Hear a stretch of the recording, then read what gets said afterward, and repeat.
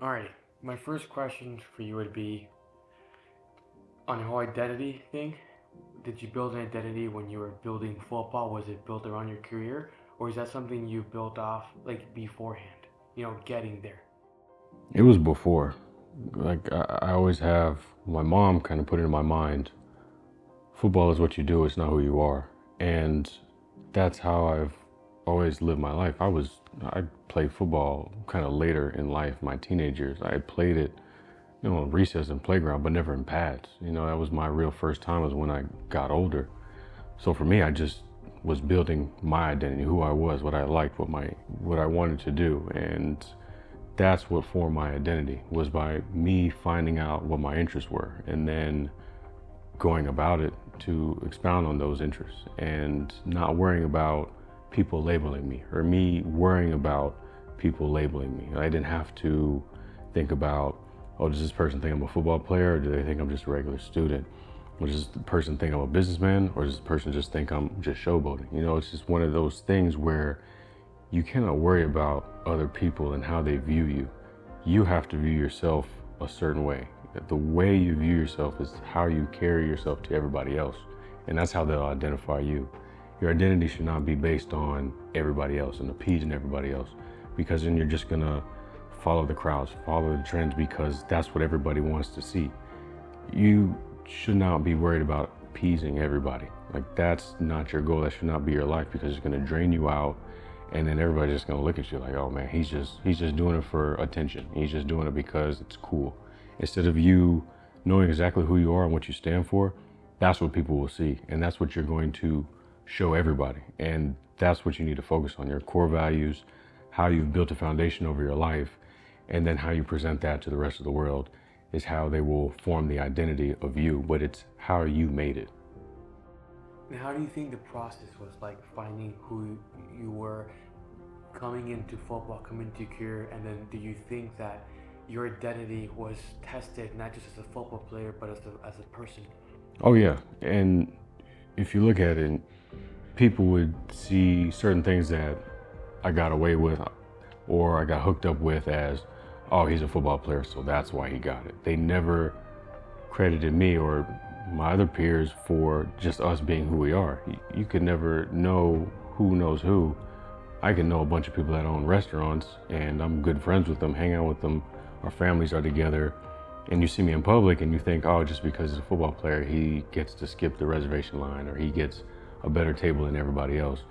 And those are the things that, just play into it. So you have to know that, look, these are how people are going to view me because they don't know the life that we live in the locker room. They don't know the conversations that we have. They don't know the type of interactions that we have day to day from people always wanting stuff from us because of who we are.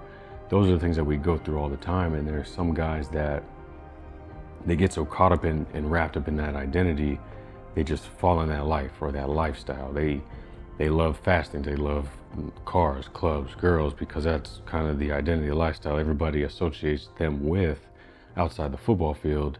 And kind of when football's done, they struggle with finding out who they really are, because all of a sudden those friends and those people that identified you as such and such a football player, now that's gone.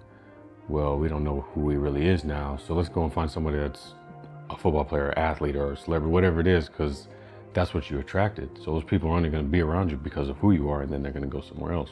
But if you know your identity, you know what you stand for, you know what your focus is, there are going to be people that come in your life that are only going to help you, not hinder you. And that is the hardest thing for a football player or any athlete or even anybody that's transitioning from one thing to the next.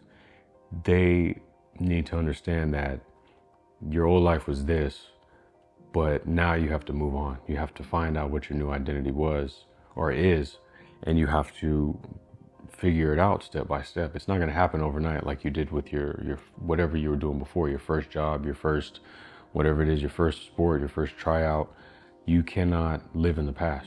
You can only build steps to go into the future and really see who you are going forward. I think there's a very interesting thing when it comes to identity and how it connects to purpose. Mm-hmm. Do you think that knowing who you are is an easier step to finding out who your purpose in life is. A lot of people who don't know who they are, but then they're trying to find out what their mission in life is. What do you think about that? I think it can go either way. Like, you can be a person that knows exactly what you want to do, and every single day that's your goal, that's your mindset, and that's what you're working towards because you understand what it is that you want to do. But then there's people that they're all over the place. They don't know which way they want to go. And my mom, she brought this up to me before. She asked me, what is your passion? And basically it's the same thing. What is your purpose?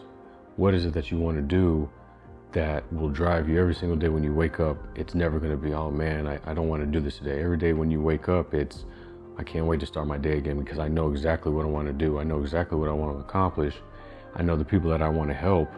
And that's what you do day by day. And you're disciplined enough to do that. You're focused enough to do that. And just all your actions that line up to just the sequence of moments that you created is what will define you. That's what will shape you. That's what will help you help other people. And I think that, shoot, man, it's, like I said, it can go either way. But for me, like, you just, if you're really trying to find out, ask yourself, what is your passion? And then try and just identify it that way, and then go forward with it. How do you think someone who's lost, or someone who, maybe something went wrong in their lives, and maybe they thought that, okay, crap, like I had things figured out, I thought I knew where it was.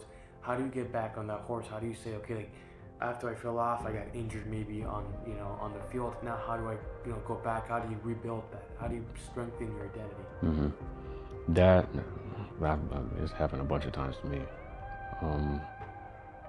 I think honestly, you have to look at it in steps. Like, you have to see the bigger picture first. But then you have to know that there are small steps that you have to take to get to the bigger picture. And not everybody is comfortable or able to do that because they want it right now. And you brought up injuries, and NFL is a part of the game. But life, say you have a good job, you have a good career, you have family life intact, everything, and then you lose your job, or you get a divorce, or you're in a relationship. Those things tear you down.